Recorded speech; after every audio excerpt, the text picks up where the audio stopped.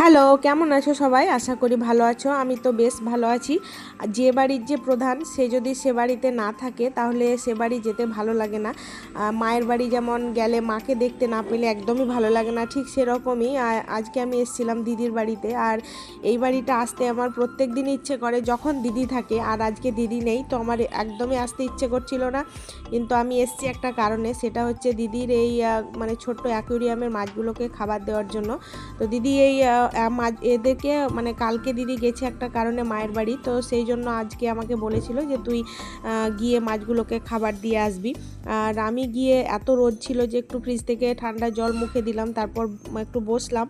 আর এই সোফায় বসে থাকতে আমার দিদির ছেলেটার কথা খুব মনে পড়ছিল, যে আমাকে এই সোফায় বসতে গেলেই আমাকে জড়িয়ে ধরে, আমার সঙ্গে দুষ্টুমি করে। ওকে খুব মিস করছিলাম। তারপর একটু বসার পরে যে কাজটা করতে এসেছি আমি সেটা করে নিলাম, মানে মাছগুলোকে খাবার দিয়ে দিলাম। আর দেখো ওরা কি সুন্দর করে খাচ্ছে, ওদেরও খিদে পেয়ে গেছিলো। তো ওদেরকে খাবার দেওয়ার পরে আমি আবার বেরিয়ে গেলাম, কারণ আমাকে ছেলেকে আবার স্কুলে নিতে হবে। তো দিদির ফাঁকা ঘরকে আমি টাটা করে দিলাম। আর বাইরে প্রচণ্ড রোদ, একদমই বেরোতে ইচ্ছে করছিল না, কিন্তু কিছু করার নেই, বেরোতে তো আমাকে হবেই। তো আমি আবার ভালো করে তালা টালা মেরে দিলাম, তা চেক করেও নিলাম যে আমি ঠিকঠাক লাগিয়েছি কিনা। তো চেক করার পরে আমি বেরিয়ে গেলাম। এখন আমি ছেলেকে স্কুলে নেব, তারপর বাড়ি ফিরবো।